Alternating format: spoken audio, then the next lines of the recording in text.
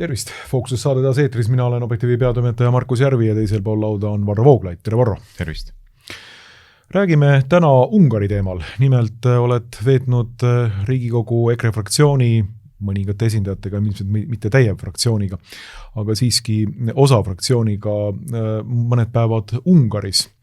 Ja räägime natukene siis sellest esiteks, mida sa seal tegid, aga räägime ka Ungari erinevatest küsimustest, et siin on ka Eesti meedias rünnatud hiljuti Ungarit erinevate artiklitega, sellepärast et Washington Postist muuseas on välja tulnud järjekordne selline süvariiklik süüdistus sellele, et Ungaris justkui oleks jälle mingisugused Venemaa sidemed ja mitte ainult, et Venemaa eriteenistused olevat suisa plaaninud sellist lavastatud mõrvakatset Viktor Orbani suunal sellisel viisil, et siis Viktor Orban saaks võitjana sealt välja tulla ja valimised võita, mis oleks siis otsene sekkumine Ungari valimistesse. Sa mõtled midagi sellist, nagu valimiskampaania ajal Trumpile tehti? Ma tahtsin just tulla sinna, et midagi sellist umbes, jah. Et kuul riivab kõrva ja kõrv on mõne aja pärast täiesti terve ja siis mees võidab valimised, et saaks hakata kogu Lähis-Ida segi peksma Iisraeli mahitusel. Et midagi sellist, sarnane joon. Aga tuleme selle juurde võib-olla hiljem tagasi, aga räägime natukene sinu kogemustest Ungaris. Mida te tegite seal ja mis kogemused olid? No me käisime väga lühikesel visiidil, lühikesel aga kurnaval. Läksime nii, et pidime olema lennujaamas kell 4 hommikul ja tulime niimoodi, et pidime olema kell 4 hommikul lennujaamas. Mis tõtta praegu, kui ma olen võib-olla natukene aeglane, kuna unetunde on vähe olnud, mitte liigse õlletarbimise pärast, vaid lihtsalt objektiivsetelt reisigraafikust tulenevatel põhjustel. Aga mis me seal tegime? No, see oli lühike visiit ja põhimõtteliselt oli see siis selle Euroopa patriootide poliitilise grupi liikmeks olevate parteide kohtumine. Esimene selline kohtumine, ma ei mäleta, kuidas täpselt nimetati, esimene patriootide kohtumine või kogunemine, üle-Euroopani kogunemine, mis toimus siis Budapestis. Et selles mõttes oli päris omamoodi huvitav, et väga paljudest riikidest, ma hakkasin kõik üles lugemagi, aga Saksamaalt, Prantsusmaalt, Hispaaniast, Portugalist, Itaaliast, Tšehhist, Poolast, Lätist, Eestist, erinevate parlamentide liikmed ja ka Euroopa parlamendi liikmed ja regionaalsete parlamentide liikmed, eks rahvaesindajad, et tulid siis kokku ja said omavahel võimaluse nagu tuttavaks saada. See oli see esimene tasand ja suhteid edendada. Aga teine tasand oli muidugi ka see, et ega ei ole mõtet teha saladus sellest, et Ungaris tulevad peagi valimised ja me osalesime ühel sellisel kõnekoosolekul, seal kõik koos, mis siis teenib muuhulgas ka seda eesmärki, et ungarlastel näidata, kui oluline on see, et sellised parempoolsed parteid hoiaksid kokku, tegutseksid üheskoos, et seista siis ühiselt ohtudena tajutud probleemide vastu ja ühtlasi ühiselt oluliseks peetud väärtuste eest. Nii et kui sa küsitud, mis selle käigu mõte oli, siis võib-olla kõige lühemalt selgitatuna seda oli. Avanes võimalus käia ka Ungari parlamendis esimest korda, see on ikkagi väga muljetavaldav koht, et kes on Budapestis käinud ja näinud seda parlamenti väljaspoolt, nagu mina seda korduvalt olen näinud, sellele ma soovitan tungivalt võtta ka ekskursiooni ja vaadata seda seespoolt, sest seespoolt on vaata, et veelgi muljetavaldavam kui väljaspoolt ja väljaspoolt ta juba on ju ülimalt muljetavaldav, et see on tõesti, ma ei tea, ma ei ole ju muidugi igal pool käinud, aga ilmselt pole liialdus öelda, et kindlasti üks ilusamaid parlamendihooneid kogu maailmas, et see oli omaette elamus juba. Ja kahtlemata see pilt, mille sa tegid ja tegelikult sotsiaalmeediasse panid, räägib tõepoolest rohkem kui 1000 sõna. See räägib sellest, et milline on Ungari nägemus omaenda riigis, see räägib sellest, milline on tegelikult ka aristokraatliku kuningriikliku taustaga rahva nägemus riigist. Et see on parlament riigil, mille lõi Püha Istvan, pühak, katoliku kiriku pühak, kuningas ja see on meie riik. See nii-öelda see pilt karjub seda või näitab seda tegelikult välja. Et siin aetakse asju sellisel viisil. Kui sa sisened siia, siis see on see meie riigi lähenemine või riikliku identiteedi olemus siin. Ja midagi pole nagu öelda, et tõepoolest see nagu tuleb üha rohkem ja rohkem välja nagu erinevates küsimustes, et Ungari on näidanud ennast tegelikult iseseisva riigina, kes tegelikult mitte ainult ei ütle ennast iseseisvaks olevat, vaid tegelikult ikkagi räägib ja teeb seda, mida ta räägib. Et ütleb Orbani ja teiste juhatusel seda, et meie seisame enda riigi eest. See on selline revolutsiooniline lause tänapäeva Euroopa Liidus ja maailmas üleüldse, eks ju. Et meie seisame enda kodanike eest, meie seisame ungarlaste huvide eest. Nii, mitte sellega, et lähme ja ma ei tea, nii nagu seisab Trump USA rahva eest, et läheb ja paneb 10 miljardit päevas hakkama kuskil Iraani vastases sõjas ja kogu maailma lükkab põhimõtteliselt täielikusse kaosesse, majanduskaosesse. Aga niimoodi, et seistakse väärikalt ja rahulikult oma enda kodanike eest. Ja see on nagu üks asi, mis sellest fotost minu arvates küll välja nagu tuleb. Või see idee või see ideaal vähemalt. Ja, ideaal on deklareeritud selgelt ja ka füüsiliselt nähtavalt ja see on väga ilus ja ülendav ja võimas. No see on muidugi eraldi teema, aga lihtsalt selgus huvides olgu öeldud, et ega mingisuguseid puhtaid positsioone see poliitikast näljalt ei leia. Et ei leia seda ka Ungari näol, et igal pool on omad probleemid, omad sellised kitsaskohad. Aga fakt on see, et võrreldes teiste Euroopa riikidega on ta ikkagi eeskujuks. Minu vaatest vähemalt kindlasti ja ma arvan, et ka sinu vaatest ja paljude teiste inimeste vaatest, kes mõtlevad samamoodi nagu meie olulistes aspektides ja selline riikliku iseseisvuse taotlus. Rahvusliku väärikuse taotlus, eneseväärikuse taotlus, et me ei taha olla kellegi vasallid, me ei taha tantsida kellegi pilli järgi, me ei taha, et meie ees tehakse otsuseid kusagil mujal kui Ungariseks. Et see on väga selgelt nähtav ja eks sellepärast Euroopa Liidu bürokraatlik aparaat ka neid nii väga survestab, et mitte öelda vihkab. Sest et üldine tendents on ju see, et igalt poolt riikidest suveräänsus välja juurida, tsentraliseerida võimu, luua sellist föderaalset Euroopa superstruktuuri, järjest rohkem kompetentsi sinna koondada ja kui sul keegi töötab sellele otseselt vastu, ütleb, et me ei anna ära omaenda rahvuslikku iseotsustamise õigust mitmetes olulistes küsimustes, perekonnapoliitika, immigratsioonipoliitika ja nii edasi, no siis loomulikult sellistega tuleb eriliselt tegeleda. Aga mis sellesse lossi veel puutub või sellesse parlamendi hoonesse, siis kui sa paned korraks selle pildi tagasi, siis paari kommentaariga ütlen, et see on siis see parlamendi pea sissepääs, mida igapäevaselt üldse ei kasutata, et seda kasutatakse ainult riigi visiitide jaoks ja parlamendi liikmedki tulevad sellest sissekäigust sisse ühe korra oma ametiaja jooksul, see on siis, kui on ametisse vannutamine. Et siis tehakse need uksed lahti, siis sa kõnnid sealt üles ja kõik ülejäänud aastat sina seda trepikoda ei kasuta, et see näitab ka sellist hierarhilist printsiipi, et on mingid asjad, mis on nii olulised ja erilised, et need on tõesti erilisteks puhkudeks, et see on siis see pea sissepääs näiteks. Aga kui sa nüüd tuled sealt pea sissepääsu sisse, kui sa tuleksid, kõnnid sealt trepist ülesse ja liigud selles suunas, mis jääb nüüd siis nagu meie selja taha, kui me seda pilti vaatame, siis sa jõuad sellesse suurde saali, mis jääb siis selle parlamendihoone kupli alla. Et see on veel topeltkuppel, eks ole, et seespoolt sa näed seda sisemist kuplit, siis selle kohal on 30 meetrit ruumi, siis on väline, pealmine kuppel. Aga nüüd kogu selle kupli all, otse keskel, mis sa arvad, mis seal paikneb? See on selline ümmargune saal.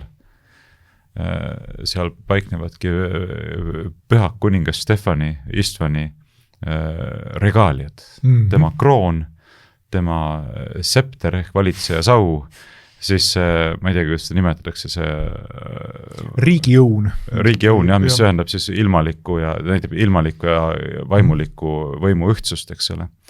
Ja siis tema kuninga möök, mis on siis selle krooni all. See on siis otse selle kupli all, kuhu siis kogu see asi nagu juhatab täpselt tsentraalses kohas ja selle ümber on siis Ungari armee eriüksuste poolt tagatud kroonivalve alaliselt, et nagu Ungari armee parimad pojad siis valvavad seda alaliselt, iga tunni aja tagant on vahtkonna vahetus ja siis valvatakse püha kuninga krooni ja tema regaaliaid nii-öelda. ja miks ma sellest tahtsin rääkida, on see, et mulle tundub, ega nad võib-olla seda ise nii avalikult välja ei ütle, aga mulle tundub, et mulle meeldib see idee, et tegelikult hoitakse alles seda ideed, et ühel hetkel me tegelikult taastame kuningriigi lihtsalt. Ja me hoiame seda, küll see aeg tuleb, et praegu pole see aeg veel küps, praegu tuleb opereerida nendes oludes, mis on, aga meil on kõik alles, meil on kõik struktuurid alles, kõik on olemas ja kui kogu see bürokraatlik, massoonlik, demokraatlik süsteem ühel hetkel kollapseerub, kokku kukub, siis me oleme valmis liikuma tagasi sellisesse korda, mis teenib päriselt meie rahva parimaid huve nii hästi kui võimalik, eks ole. Et mina ei ole siis kunagi saladust teinud, sina ka mitte, et me oleme põhiveendumustelt monarhistid. Jah, siis võiks küsida inimesed, mis te siis seisate siin mingi, ma ei tea, rahva algatusõiguse eest Eestis või midagi sellist. No, asi on lihtsalt selles, et kui põhiseadus on deklareeritud demokraatia ideaal, siis nagu tuleks üritada seda nagu tõsiselt võtta. See on üks riigi valitsemise vorm, üks kehv riigi valitsemise vorm, aga enamaks meie riigis potentsiaali nii või teisiti praegusel hetkel ei ole ja siis tuleb vähemalt seda süsteemi üritada rakendada nii hästi kui võimalik. Aga see ei tähenda, et ultimatiivselt see oleks hea või parim süsteem, mille poole pürgida ja ma arvan, et ungarlased kuidagi mõistavad seda väga hästi, et küll see aeg veel tuleb. Väga huvitav. Seda lihtsalt selgelt tunda, nagu, et nii suurt nagu austust avaldatakse, sellele hoitakse nii suure nagu niisuguse reverantsiga kõike seda monarhistlikku ideed ja selle füüsilist väljendust. Et sellest on raske midagi muud välja lugeda. Et see ei ole lihtsalt museaal, mis seal seisab, eks ole, selline mingisugune ajalooline jäänuk. Ja see on väga huvitav, sellepärast, et ega me ju ka teame, et viimane Austria-Ungari keiser oli ühtlasi ka Ungari kuningas. See oli üks tema tiitlitest.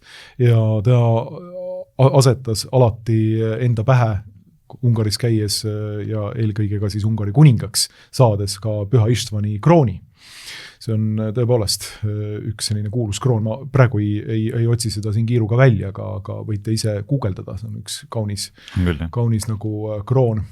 Rist on selline natukene nagu viltu. Selle krooni peal, aga tõesti. Ja see, mis sa räägid, on, jah, ma ei teadnud, et see seal on. Ma ei teadnudki, et see seal on. Aga see näitab küll, jah, et nii-öelda demokraatia pühamus siis, eks ju, hoitakse kuningriigi regaaliaid. See näitab tõesti seda, et et siin on nagu valmistatud selleks, et võidaks tagasi tulla. Et kui siin paljud tulevad ja räägivad tõesti sellest, et aga mis te tahate siis nagu Eestis ka kuningriiki luua, siis mina olen alati erinevates kommentaarides ja väljaütlemises lohutanud eestlasi, et ärge te muretsege üldse, et meil küll seda ohtu ei ole, et me võiksime kuningriigi siin Eestis luua, sellepärast, et vaadake, kuningriigiks on vaja nagu põlvkondade järgi sellist suurt tööd ja suurt arenemist eelkõige väärikuses ja rahvuslikus väärikuses ja ka nendes dünastiates, kes on valmis riiki teenima ka oma elu hinnaga ja valmis rahvast teenima oma elu hinnaga. See on ju tegelikult aristokraatia ja ka kuningriigi üheks peamiseks alusvundamendiks, et ollakse valmis ise enda elu ohverdama teiste heaks, on teenimise printsiip, mitte midagi muud. Et kui meil on selline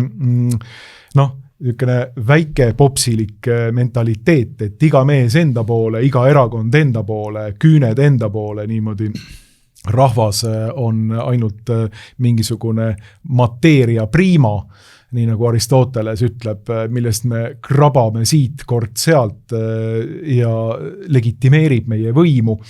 Et siis sellele vundamendile me küll kuningriiki ei ehita, et ärge te üldse muretsege, kulla inimesed, et meil ei tule seda nagu ikkagi päris pikka aega veel.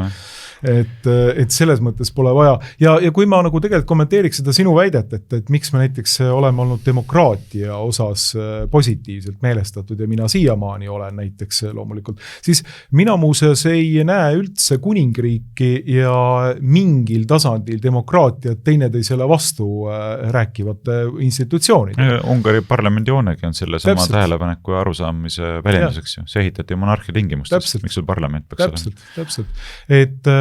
demokraatial on oma enda koht ja isegi otsedemokraatial on oma enda koht kuningriigis. Nendes konkreetsetes institutsioonidel ja nendel tasanditel, kus seda saab vägagi mõistlikult ja rahulikult kasutada. Et kui me räägime kuningriiklikust süsteemist, siis minu ideaaliks on üleüldse selline nagu regionaalselt eristatud föderaalne kuningriik, kus erinevatel föderatsiooni osadel on suur autonoomia ja kuningas on eelkõige üks, kes ühendab selle föderatsiooni oma isikliku eeskuju ja riigi ideega. Aga föderatiivsel tasandil, nii nagu ka Šveitsis, olgu ma ei tea, Võrumaal, Läänemaal, Virumaal, Pärnumaal, võiks olla võimalikult suur ka demokraatlik traditsioon, niimoodi, et inimesed otsustavad need asjad subsidiaarsusprintsiibile toetudes, mida nad saavad otsustada demokraatiaga enda kodukoha lähedal ja teevad seda rahulikult enda selles, nii-öelda enda külas, enda linnas. Et need on kõik tegelikult teineteisega rahulikult koos sulavad, koos eksisteerivad mõisted, ka demokraatia ja kuningriik. Kui neid kasutada õigesti, mõistlikult, doseerida mõistlikult teineteise suhtes. Ja veel kord ma ütlen, et see sama hoone ju väljendab seda sama arusaama, et see on ehitatud ka monarhia tingimustes ja igapäevase sellise seadusandliku protsessiga ei tegelegi kuningas. Ja tegelikult on väga oluline ka kuninga vaatepunktist, et sul oleks õigusloome võrdlemist laiapinne, sest vastasel juhul see ühiskond lihtsalt ei püsi koos, eks ole, et sa tegelikult tahadki, et need seadused, mis vastu võetaks, tuleksid, oleksid immutatud laiast ühiskondlikust pinnasest, eks ole, ja sellepärast ongi parlament tarvilik. Lihtsalt parlament võtab seadused vastu ja kuningas peab need heaks kiitma. Eks seda vaatab ja on üldjoontes mõistlik seadus, võib-olla isegi mitte lõpuni mõistlik kuninga arvates, aga ütleme mitte piisavalt ebamõistlik, et sellele vetot panna, eks ole, et siis tahad ikkagi austada ka seda, et rahvaesindajate tahe ka teostuks. Ja nii ta läheb, et kuningas on lihtsalt selline ultimatiivne kursihoidja ja suunaja ja lõpliku vastutuse võtja, eks ole, et lõpuks kõik seadused, kõigi eest vastutab tema, sest tema need välja kuulutab, eks ole, ja nende oma heakskiidu nendele annab. Aga ma lühidalt kommenteerin seda, mida sa eelnevalt ütlesid ka Eesti nii-öelda rahva rahustamiseks, et ma vaatasin, et minu selle postituse alla ka keegi kirjutas sellise kommentaari, et te olete ju Riigikogu liige, võite teha ettepaneku, et järgmise 5 aasta eelarves võiks olla näiteks 200 miljonit eurot selleks, et Riigikogu hoone asemele mingi väärikam loss ehitada. Muidugi koos ettepanekuga, kust või mille arvelt see raha tulema peaks. Ja siis ma mõtled seda, et ilmselt see ongi nagu kirjutatud niimoodi kibestumise pinnalt vihaselt, aga tõsiselt. See ei ole nali. Eks ole, et aga siis võta kuskilt see 200 eurot, ehita siis endale ka selline loss, et kui sulle nii väga tundub, et see oleks nagu selline rahvusliku väärikuse väljenduseks. Ja siis mõtled, et vaata siin ongi tegelikult see probleem maetud. Et inimesed ei saa aru nii lihtsatest asjadest, et see loss või see parlamendi hoone, mis on tõesti imeilus. Ei ole, asjad ei käi sellisel viisil, et rahvas või riik ehitab endale sellise parlamendi hoone ja see annab talle väärikuse. Vaid vastupidi, rahvuslik väärikus, mida on läbi sõdade ja raskuste ja tohutu hulga verevalamise kannatuste ehitatud ja kasvatatud kihi haaval põlvkondade viis, eks ole, lõpuks sünnitab sulle sellised hooned. See on täpselt vastupidi. Sa võid ükskõik uhke lossi endale ehitada, eks ole, ja kui sa oled ahv, siis sa oled ahv, eks, kui sa sees elad. Ega see sulle mingisugust suurt väärikust ei anna. Aga vastupidine printsiip on tegelikult see, mis päriselt on realistlik. Me hakka kordama oma eelnevaid sõnu. Absoluutselt, ja seda võime nimetada selliseks orgaaniliseks printsiibiks, ühiskonna orgaaniliseks ülesehituseks. Ehk siis tegelikult ka need, kui te räägite näiteks keskaja kultuurist, me läheme tegelikult kultuurilooli selle alal, aga ma ilmselt väga palju ei tahaksin peatuda praegu, kui me räägime keskaja kultuurist, et siis te küsite, eks ju, et vaata, klassikaline selline 6.-7. klassi nõukogude propaganda stiilis väide kiriku vastu on see, et küll nad olid nagu sellised vastikud nagu rahva kurnajad niimoodi, et tulid ja ehitasid kiriku ja näed siiagi need parlamendi hoonele ka nagu pandud mingisugust kulda ja karda niimoodi, et vastikult kurnasid rahvast, eks ju, et rahvas elas sellises oludes, aga näed, sellise kiriku ehitas. Ei, saate aru, et see oli ühiskond, mis ehitaski rahva enda toel, kuna nad olid kõik läbi imbunud kristlikust vaimust. Sellised kirikud, nagu te tänapäeval võite käia vaatamas Kölnis, Milanos, Roomas, igal pool mujal. See oligi ühiskonna konsensus. See oligi see, kellele see kirik ehitati. See ehitati eelkõige meie poolt Jumala teenimiseks. Ja talle au andmiseks. Ja temale au andmiseks. Ja mulle siiamaani on meeldinud see, et kui ma käisin Michelangelo kupli all Püha Peetruse basiilikas, siis te võite näha seal selliseid väikseid pisikesi mosaiigitükke, mis on pandud, mida keegi teine ei näe, mida keegi kuskilt ei näe.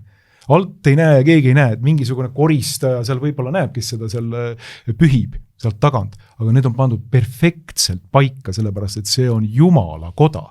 Niimoodi tegid tööd meistrid, niimoodi tegid tööd inimesed, kes teadsid, et iga tükk, mille ta paika paneb, on mõeldud andmaks au Jumalale.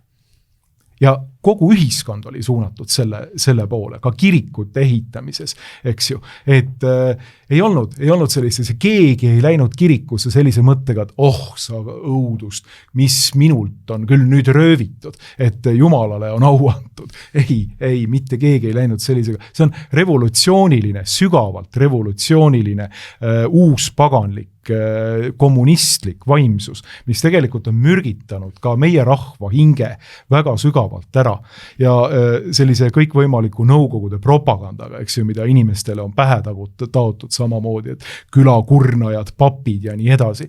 Ei, see oli kõik orgaaniliselt rahva enda hingest võrsuv kultuur, mis sellise parlamendi, aga ka kõik need kirikud tootis. Ja siin tõesti võib lohutada inimesi, et ega keegi teilt ei tule ära võtma seda raha ja kirikuid ehitama Eesti Vabariigis. Et see antakse praegu ära Ukrainale ja Eesti Vabariigi bürokraatlikule monstrumile, et te ehitate seda praegu. Ega ei tule teilt ära võtma seda, ega keegi ei tule teile ka mingit väeviisiga mingit kuningriiki ehitama siin Eesti Vabariigis. Et see on selge. Aga siin saaks rääkida paljuski, aga ma ei hakka ka oma täiendavaid mõtteid siin enam eriti väljendama. Ma lihtsalt ütlen ühe asja selle mõttekäigu lõpetuseks, et eks see monarhia ongi sama ilus ja ülev idee nagu see parlamendihoone, mis kehastab seda vaimsust, mis on selle sünnitanud, eks. Et kui sa ütled, et ei ole vaja midagi karta, siis et keegi hakkaks Eestis monarhiat rajama, siis suutlikkus monarhiat rajada on täpselt sama suur kui suutlikkus selliseid hooneid ehitada. Või isegi väiksem, eks. Et neid hooneid on lihtsam ehitada, kui päriselt monarhiat rajada. Nii et see on nii nõudlik ja nii suurt kultuurilist ja vaimset ja religioosset sügavust nõudev idee, et selleks puuduvad praegu igasugused eeldused. Nii et inimesed ärgu arvaku, et demokraatia on mingisugune õilis ja ülev ja keeruline ja suurt ühiskondlikku sellist arengutaset nõudev valitsemisest. Ei, see on kõige primitiivsem üldse. Et sealt allapoole jääb võib-olla ainult türannia, eks selle. Aga aristokraatia ja monarhia on väga palju nõudlikumad ühiskonna suhtes. Seda loomulikult ei tule, nii et siin ei ole midagi vaja peljata. Ja, tõepoolest, aga kui räägime nüüd Ungari teemast edasi, siis sa sattusid sinna nagu selles mõttes huvitaval ajal, et Ungaris tõepoolest on need siis aprillis kuskil keskel, eks ju, need valimised nüüd on mõne nädala pärast siin. Mis oli 12. aprill? Just täpselt, mul on samasugune mulje jäänud, et need on tegelikult päris tõsise löögi all loomulikult Ungaris, sellepärast, et kui peaks Fidesz jälle uuesti võitma need, siis on ikkagi Orban pannud päris korralikud vetod mängu Ungaris, eelkõige mis puudutab näiteks Ukraina saamist Euroopa Liidu liikmeks.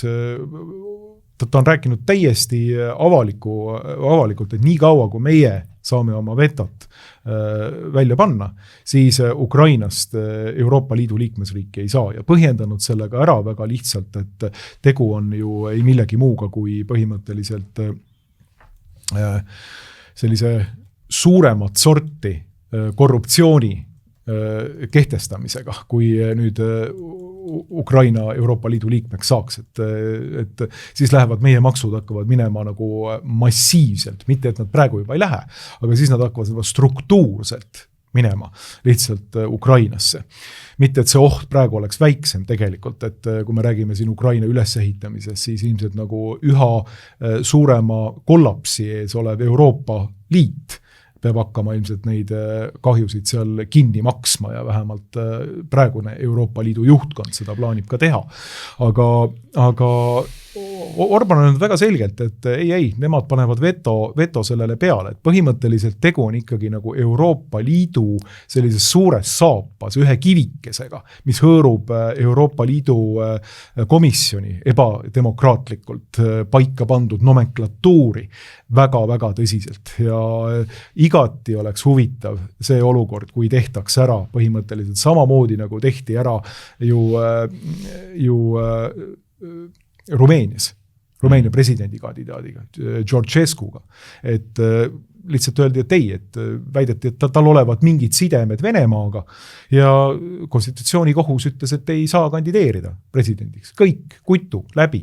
Ja Euroopa Liit põhimõtteliselt tunnistas avalikult, et ta on käed nii-öelda küünarnukkideni sees selles protsessis, et Georgescu ei saaks Rumeenias presidendiks. Ja nüüd üritatakse nagu midagi sarnast teha siin Ungariga loomulikult ja Washington Post, selline transatlantilise anglosionistliku süvariigi häälekandja on üks neid, kes on jälle uuesti sellise, kui me räägime kodumaisest poliitikast, siis sellise poliitikostiilis nii-öelda protsessi pannud tööle. Nii et siin siis räägitakse tõesti sellest, nagu oleks Vene välisluure üritanud või pakkunud sellist teenust, et teeks õige sellise liba atentaadi Orbanile.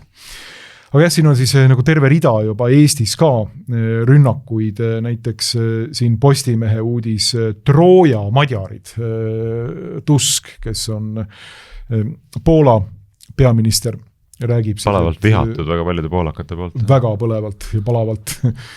Ungarlasi on Moskvale lekitamises kahtlustatud juba mõnda aega, et Tusk on olnud see, kes on võtnud sellise lipu külge niimoodi, et tema rünnanud Ungarit selles küsimuses. Et Euroopa Liit üritab teha jälle sama, ehk siis reaalselt sekkuda kõik võimalike vahenditega Ungari valimistesse. Jah. Tuskist rääkides, et ta on ju kõrge eurobürokraat, kellest on saanud nüüd, kes ta oligi ameti poolest, mäletad sa peast? Euroopa Ülemkogu alaline eesistuja. Jah. Eks, ta on selline Ansipi kõrgem veel. Jah, et selle nagu põhimõtteliselt tippbürokraat Euroopa Liidus ja nüüd mõne aasta tagusest ajast siis Poola peaminister ja eks poolakad saavad väga hästi aru, et millised jõud on neil võimu juurde pääsenud ja eks ungarlased saavad aru, et kui Orban kõrvale tõrjutakse, siis tehakse Ungariga samamoodi, nagu praegu tehakse Poolaga, kui mitte hullemini, sest kukkumine oleks veel kõrgemalt. Aga mida ma tahtsingi sinu mõtte sõnasabast kinni võttes ütelda?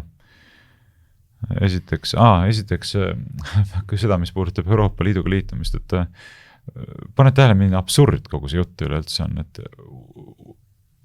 Ukraina võiks liituda Euroopa Liiduga juba tuleva aasta alguseks. Mis on nagu täiesti nagu kujuteldamatu. Täiesti hullu maja. Et ma uurisin, et palju on võtnud aega keskmiselt Euroopa Liidu liitumine riikide puhul ja see on kusagil 8-12 aastat. Alates sellest hetkest, kui saadakse ametlik kutse liitumiseks. Ukrainal polegi seda ametlikku kutset veel liitumiseks, nii palju kui mina aru saan, eks, kui ma õigesti mäletan. Ei ole ametlikku kutset liitumiseks ja nüüd mõeldakse, et äkki teeks 9 kuuga nagu kogu protsessi ära, mis peaks 10 aastat võtma. Ehk siis võtaks sõjas oleva riigi Euroopa Liidu liikmeks. Jah, kus ammu pole valimisi korraldatud. Kus korruptsioon lakkab täielikult. Orban on öelnud konkreetselt ära seda, et sellisel juhul oleme kogu Euroopa Liiduga ju sõjas, kui üks meie liikmesriikidest on sõjas Euroopa Liidus, eks ju. Et tegu on nagu absoluutselt hullumeelse projektiga. Et sellise terve mõistuse majakatena on siin välja tulnud ju Ungari ja Slovakkia, kes on Fico Slovakkia, kes on öelnud, et kuulge, lõpetage ära selline jama palun. Ja kõik teised koogutavad Euroopa Liidus selle poole, et ei, võtame enam-vähem Ukraina Euroopa Liidu liikmeks. Ja siis hakkame sinna pumpama sinna korruptsioonipessa, kuhu veel vähe on vist korruptsiooni olnud või. Hakkame pumpama Euroopa Liidu raha, ma ütlen, toonitan, mitte nüüd enam siis nii-öelda siis selliste erakorraliste pakettidena niimoodi, vaid süsteemselt Euroopa Liidu enda siis rahastamisotsuste kaudu. Täielik hullumaja. Ja, no eks siin saaks pikemalt rääkida seda mitmest aspektist valgustada, aga kui lihtsalt ühte sellist vaatepunkti esile tuua, siis ega ei ole ju raske aru saada, et miks seda väga tahetaks, et Ukraina Euroopa Liitu tuua. Et ühelt poolt see oleks põhjatu auk, kuhu suunata Euroopa maksumaksjate ressursse, ja teiselt poolt siis nagu põhjatu auk, kust ammutada neid ressursse Euroopa erinevate korporatsioonide poolt, mis saavad sealt nagu piiramatult siseneda turule, eks ole, võrdsetel alustel kõikide Ukraina enda ettevõtete asjadega ja hakata siis üles ehitamistöödes osalema Euroopa maksumaksjate raha eest. No täpselt samasugune skeem sisuliselt baastasandil nagu rohepööre, eks, et korjame Euroopa maksumaksjatelt üha rohkem raha kokku ja kanaliseerime need teatud korporatiivsete ringkondade taskutesse, et kindlasti on see ambitsioon palju mitmekesisem ja sügavam, aga lihtsalt see on üks selline väga lihtne aspekt, millest ei tohiks olla keeruline aru saada. Aga muuseas, sa mainisid Euroopa Liiduga liitumise küsimust Ukrainast rääkides, aga teine küsimus, mille pärast ju Orbanit äärmiselt kirglikult vihatakse Euroopa Liidu ju laiemalt nii-öelda Euroopa ringkondades, seondub sellega, et tema on ju üks väheseid valitsusjuhte, kes ütleb, et ei, meie huvi ei ole seista selle eest, et Ukrainas sõda maksimaalselt kaua kestaks, või meie huvi peaks olema seista selle eest, et see sõda ära lõppeks. Ja praegugi, eks ole, Orban takistab järjekordse 90 miljardi kanaliseerimist Ukrainale maksumaksjate raha selleks, et seda sõda maksimaalselt kaua käimas hoida. Et iga päev surevad sajad või tuhanded koguni ukrainlased rindel, venelased ka muidugi, aga meile näiteks Rio Terras teatab ERR-i vahendusel selge nädalal, et peame tegema kõik, et Ukraina edasi sõdiks. Kujutad sa ette? Peame tegema kõik, et Ukraina edasi sõdiks. Et ei olegi nagu otsest aru saama sellest, et kuidas Ukraina võita võiks või milles see võit seisneda võiks või kuidas siin millised need sammud peaksid olema, mis selle tulemuseni viiksid. Lihtsalt eesmärk on see, et sõda kestaks võimalikult kaua. Ja niimoodi me siis toetame Ukrainat, eks. Meie huvi on see, et see kestaks võimalikult kaua. Ja Orban ütleb täpselt vastupidist, et meie huvi on see, et see lõpuks võimalikult kiiresti ära. Ilma eskaleerumata, ilma valgumata teistesse riikidesse, ilma kasvamata suuremaks sõjaks, kui see juba on olnud ja nii edasi.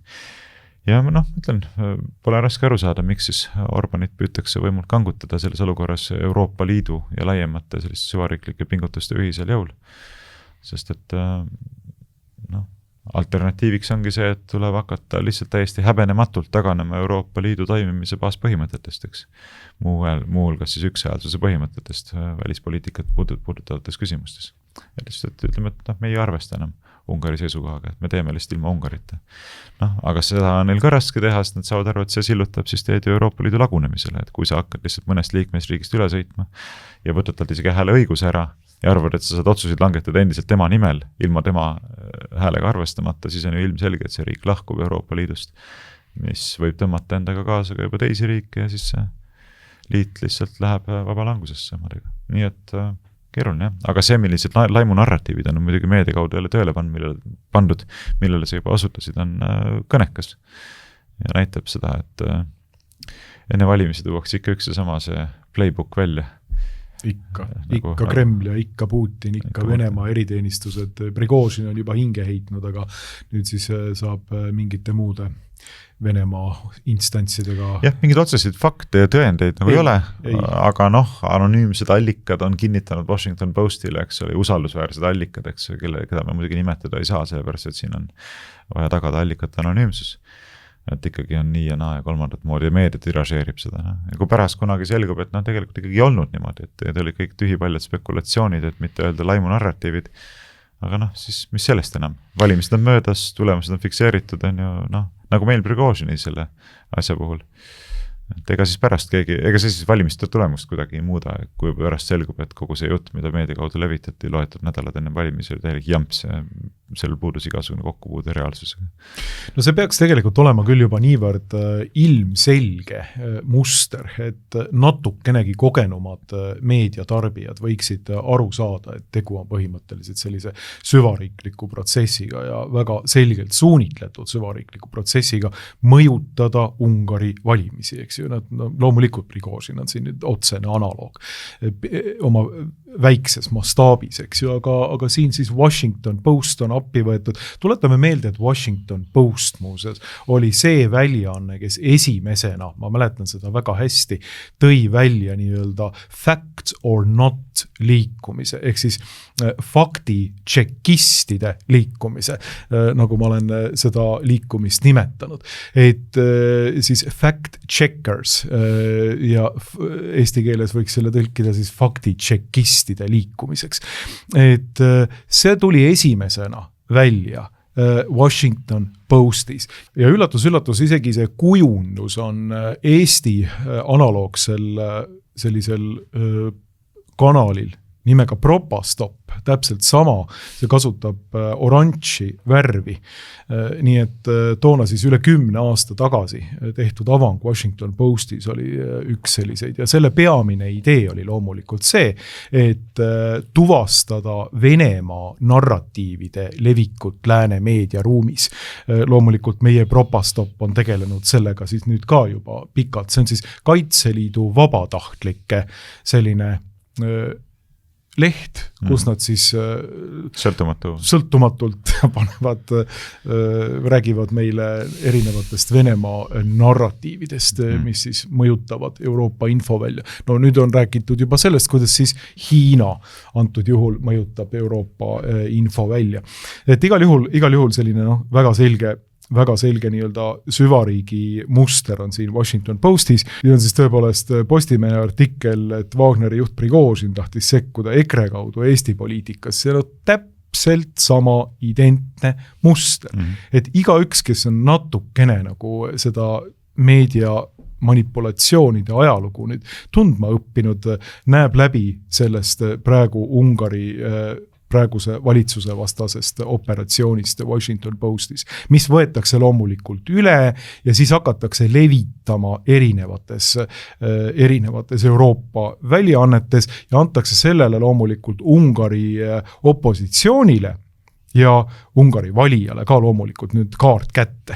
Et näete, see on nüüd see kaart, et lõpuks ometi on meil nüüd teada see, et Venemaa on Ungari sisepoliitikasse sekkunud ja üritab mõjutada ka valimisi olukorras, kus tegelikult kogu see infooperatsioon on ise see operatsioon, millega üritatakse mõjutada valimisi Ungaris. Nii et noh, see on see olukord. Aga noh, kui rääkida nüüd sellest, või lühikese kommentaarina tuua see Terrase maksiim, et peame tegema kõik, et Ukraina sõidiks edasi ja rääkida, kuidas sellele olukorrale on reageerinud Orban. No siis Orban on ju osutanud ka sellisele alandlikule faktile tegelikult, et kui me võtaksime Ukraina Euroopa Liidu liikmeks, siis ühele olulisele mängijale pole näiteks antud üldse sõnaõigust, et aga mis siis juhtub, kui Euroopa Liidu liige on juba praegu pool temast või noh, neljandik on Venemaa alluvuses. Aga mis siis, kui ühel hetkel kogu Euroopa Liidu liige võetakse täielikult ära Venemaa poolt? Ukraina täieliku ülevõtmisena Venemaa poolt. See on ka üks huvitav küsimus, millele nagu eriti ei nagu vastust ei leita ja Orban on siin jällegi nagu terve mõistuse majakas. Loomulikult see, millele sa osutasid Terrase puhul. Ja see on nüüd nagu niivõrd selgelt välja toodud siin. See täiesti küüniline Ukraina rahvast, täiesti hoolimatu suhtumine, et meie huvi on ainult see, et Ukraina sõidiks edasi. Ükskõik milliste ohvritega viimase ukrainlaseni ta nõrgestab Venemaad, nii, ja meie huvi on see, et Ukraina laseks nagu kõik oma viimased ressursid sellesse hakkliha masinasse, mis seal käima on praegu pandud. See on küüniline ja ebainimlik selline arusaam sellest poliitikast, et noh, et kui keegi nüüd räägib siin, et ta toetab Ukrainat, siis tegelikult võiks ütelda, et ei. Need inimesed nagu Terras, vastupidi, on Ukraina vaenlased. Ukraina huvides oleks võimalikult kiire rahuleppe Venemaaga, kogu selle sõjategevuse lõpetamine. Jaa, muidugi. Ega, ma ei tea, mina ei ole sellest küll kunagi saladust teinud, et minu kindla veendumuse kohaselt ukrainlastest on neil sügavalt ükskõik kõigil nendel inimestel, kes presenteerivad ennast kõige suuremate Ukraina sõpradena. Täpselt samamoodi nagu Iraani rahvast on sügavalt ükskõik nendest, kes praegu seal agressiooni ellu viivad ja seda toetavad. Võib rääkida mingisugusest nagu lolli juttu sellest, et kuidas on mindud sinna Iraani rahvast vabastama ja kuidas inimesed ainult ootavad seda, et režiim kukutatakse, et nad saaksid lõpuks vabaks. Mitte kedagi ei huvita see, mitte rahva heaolu, vabadus, demokraatia, pigem on soovitud eesmärgiks vähemalt Iisraeli poolt vaadatuna totaalse kaose tekitamine. Sellepärast, et selles kaoses suudetakse oma huve kõige paremini ellu viia. Ja selle kaose tingimustes loomulikult ei ole mõtet mingisugusest rahva heaolust rääkida. Ja sama asi on Ukrainaga, et ega neil on täiesti ükskõik nendel inimestel, kes tahavad, et see sõda seal maksimaalselt kaua kestaks, et milline on selle mõju Ukraina rahvale majanduslikus mõttes, demograafilises mõttes, poliitilises mõttes, üleüldse igasuguses sotsiaalse arengu mõttes, et äärmiselt künniline ja eemale tõukav. Absoluutselt ja see narratiiv on tegelikult kokku kukkunud juba Iraani sõja esimestest päevadest peale. Et Iraani rahvas tuli välja küll, aga koondus lipu ümber ja näitas seda, et nad tegelikult toetavad oma enda valitsust, mitte ei tule välja nii-öelda mingisuguse maaväena seal, et see narratiiv on lihtsalt hävitatud juba kohe. Ja Trump tegelikult ütles ka ja siin Lindsey Graham ja paljud teised on rääkinud sellest, et USA režiimi on ähvardanud sellise nagu totaalse hävinguga Iraani. Nii, et kui me räägime ikkagi totaalsest hävingu, siis me räägime põhimõtteliselt kümnetest, sadadest, tuhandetest hukkunutest. Me räägime rahva hävitamisest, me räägime olulise osa rahva hävitamisest. Ja kui see asetada nagu konteksti, mida Iisrael on teinud Gaza sektoris, eks ju, hävitades ära ametlike allikate, ÜRO allikate järgi seal 70-75 000 tsiviilisikut Gazas. Hiljuti vaatasin mingisuguseid väikseid selliseid tunnistusi ja videosi tegelikult, et mida on ikkagi tehtud ka lastega seal Gaza sektoris. No kuule, fakt on ju see, et viimase paari aasta jooksul on Gaza sektoris tapetud rohkem lapsi kui kõikides maailmas käimas olevates sõjalistes konfliktides kokku. Mõtle korraks rahulikult selle peale. Selles väikses kohakeses, ma ei tea, palju see ruutkilomeetrid oligi, ma ei mäleta enam peast, on tapetud viimaste aastate jooksul rohkem lapsi kui kõikides maailmas käimas olevates sõjalistes konfliktides kokku. Ja see on siis ära valitud Jumala rahvas, ilmalik riik Iisrael, keda me kõik peame tingimused toetama ja õnnistama, sest vastasel juhul Jumal ei õnnista meid. Iiveldama ajav hereesiana. Ja absoluutselt on ja kui siin rääkida sellest tõesti, et kuidas Iisrael võtta see analoogiks, eks ju, kuidas Iisrael on käitunud Gazas selle oma enda rahvaga, eks ju, seal palestiinlastega, siis see jutt, et kedagi on tuldud vabastama Iraanis, see rõhumise alt, et see on jällegi üks nendest niivõrd läbinähtavatest narratiividest, mida isegi nagu mitte eriti vandenõu teoreetiliselt meelestatud inimene võiks nagu läbi näha otse ja ilma igasuguste filtriteta põhimõtteliselt, et sa saad aru, et teile valetatakse lihtsalt näkku. Valetatakse näkku. Süstemaatiliselt, jah, nagu sa mainisid seda Iraani rahva kannatusi ka, siis vaata üks asi, millele viidatakse, sageli me taha sellest siin praegu rääkima pikemalt hakates, me peame minema hakkama kohe, aga põhimõtteliselt ära mainida võib, et kui räägitakse sellest, et aga miks ta siis ei nutnud, kui massirahutuste mahasurumisel tapeti 35 000 inimest. eks detsembrikuus. See on see kuulus 35 000 inimest, millest me ei tea, et kui palju tegelikult tapeti ja mis seal toimus. Esimene ongi see, et kust need inimesed üldse teavad, et palju seal tapeti, et millised on sinu allikad, millele tuginedes seda väidad. Kui me räägime Gaza ohvritest, siis me räägime ka ÜRO ametlikest andmetest, eks, mida on praeguses hetkes tunnistanud ka Iisrael ise on olnud sunnitud tunnistamas, nad on pandud välja nimeliselt. Lihtsalt isikukoodidega nimeliselt on hukkunud, näete, et siin on konkreetsed inimesed. Iraani rahutuste puhul me ei tea seda absoluutselt, eks ole, et võib väga vabalt olla, kindlasti seal inimesi surma sai nende rahutuste maha surumisel, see on väljaspool kahtlust, aga see võis ka olla näiteks 10 korda väiksem number. Et mingisugust vähekenegi usaldusväärset informatsiooni selle kohta ei ole peale selle, et meil on, eks ole, Mossadi ja CIA poolt esitatud mingi narratiivid, mida Washington Postid ja teised on hakanud faktina presenteerima. Aga mis on minu jaoks isegi huvitavam küsimus on see, et aga mis te arvate, kuidas Ameerika Ühendriigid näiteks käituksid või kuidas Iisrael käituks või kuidas Eesti Vabariigi valitsus käituks, kui meil oleks väljast poolt suunatud eriteenistuste osalusel ellu viidud riigipöörde katse. Sest see oli see, mida detsembris üritati teha, eks olid sanktsioonidega oli tekitatud hästi suur majanduslik rõhutis, inimestel raha kaotas väärtuse, enam ei olnud võimalik raha eest isegi toiduaineid osta, selle vastu tuldi tänavatele protestima, esimesed päevad olidki need protestid rahumeelsed ja siis eriteenistuste osalusel pöörati need meeleavaldused vägivaldseks, et selle kaudu viia ellu režiimi vahetust. Ärge tulge mulle seda midagi rääkima selle kohta, ei no kus sa tead, et ikkagi niimoodi oli, et üritati režiimi vahetust ja nagu ainuüksi see, et kui see ei õnnestunud, siis pärast seda üritatakse sama teha sõjaliste vahenditega, näitab ju seda, et tegelikult see on esiteks väga tõenäoline, et see nii oli ja teiseks on ka väga palju informatsiooni kilde, mis sellele otseselt osutavad. Rääkimata sellest, et tegu on põhimõtteliselt USA sellise lauluraamatuga 20-30 aastat maailmapoliitikas kutsuda esile režiimi vahet. Absoluutselt, selle nimel on töötatud aastakümneid, eriti Iisraeli poolt, jällegi Iisraeliga Ameerika Ühendriikide poolt.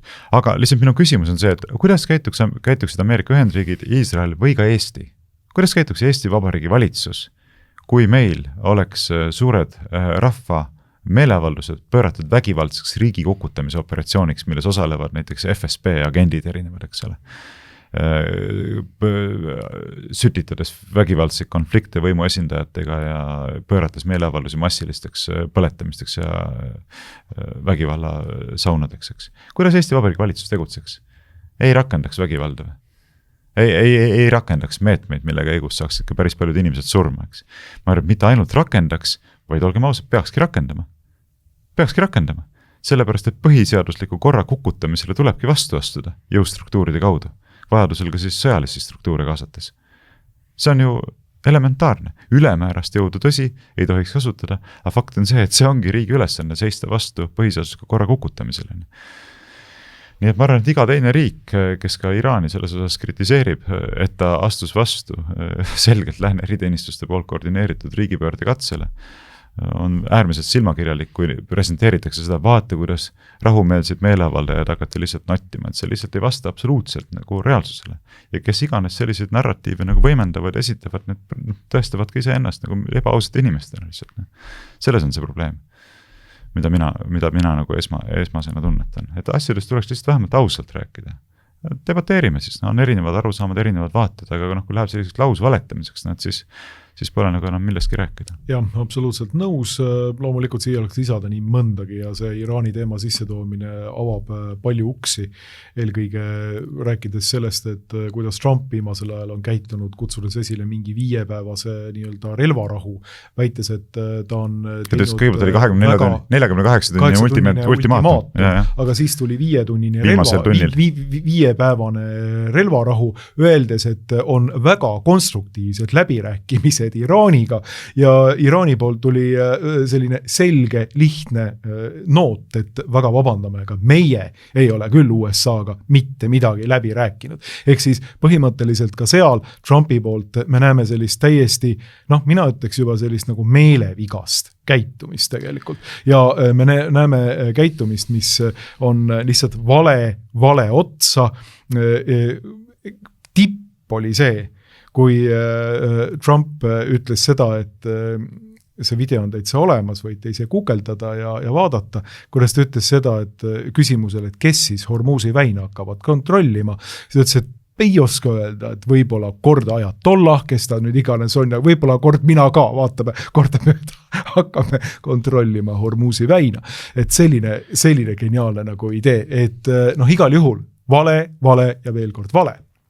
No ja sa ütled meelevigane, aga on ka teine tõlgendusvõimalus, et on tegemist vist äärmiselt küünilise programmiga, et kui sa vaatad seda, kuidas kõigepealt öeldakse, et ma olen 48 tundi aega Hormuzi väin vabastada, sellele järel hakkab massiline Iraani energiasüsteemide, elektrisüsteemide puruks pommitamine, mille peale Iraan teatab, et kui te seda hakkate tegema, siis meie omalt poolt vastame laheriikide samasuguste süsteemide massilise puruks pommitamisega, mis tegelikult viib ühiskonna kaosesse, sest nad ilma elektrit ei suuda isegi. Erinevus seisneb selles, et Iraani elektrisüsteem on paljuski hajutatud, nad on teinud seda süstemaatiliselt ja teadlikult, eks ju, aga kui räägime Iisraeli energiasüsteemist või ka siin laheriikide energiasüsteemi, siis väidetavalt need on palju tsentraliseeritumad, nii et haavatavamad, ehk siis ühte konkreetsesse kohta raketi laskmine tähendaks väga tõsist kahju. Jaa, aga mida ma öelda tahtsin, oli see, et selle ultimaatumi peale loomulikult börsil hinnad rallivad jõuliselt üles, eks nafta futuuride hinnad näiteks, sellepärast, et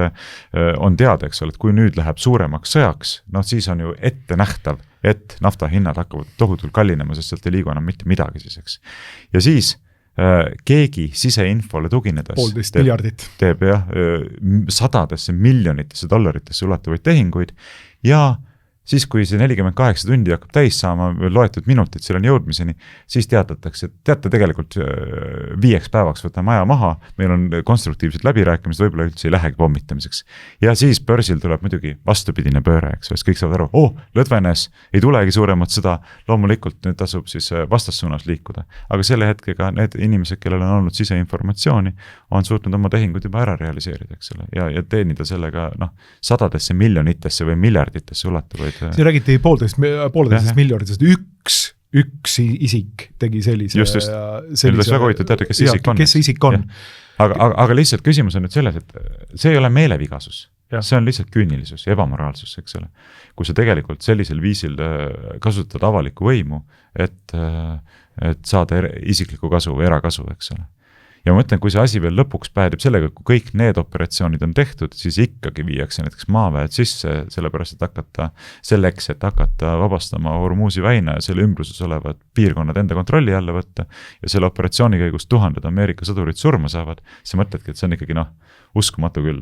Ma ei tea, kas see nii läheb, ei lähe, aga lihtsalt mõtled, et sa oled nagu 100 miljonid välja võtnud oma manipulatsioonidega, aga et siis pärast nagu programm ka ikkagi ellu viia veel, et siis hakkame 1000 inimesi ohverdama. Siin oleks palju rääkida, siin oleks väga palju rääkimata sellest, et Trump juba alguses kohe väitis seda, et kogu Iraani sõjavägi ja sõjaline võimekus on põhimõtteliselt ära hävitatud, mitte mingit probleemi ei ole. Et mõelda vaid, et Iraan oma nullvõimekusega sõjaväega peab üleval põhimõtteliselt kogu Hormuzi väina sulgemist ja mitte ainult, pommitab praegu Tel Avivi ja on segi pommitanud ka mitmeid USA baase, et päris märkimisväärne saavutus nullvõimekusega, sõjalise võimekusega riigi poolt. Aga tõesti, sa vist pead praegu rääkima, ma pead praegu minema ja me võiksime siin veel paljust rääkida, aga aitäh selle saate eest ja räägime järgmistes edasi. Ja kui jutt veidi segaseks jäi, siis ärge unustage, et ma olen ainult 3 tundi maganud, nii et selge. See on minu objektiivne vabandus. Aha, selge. Olgu, kuulmiseni. Kõik.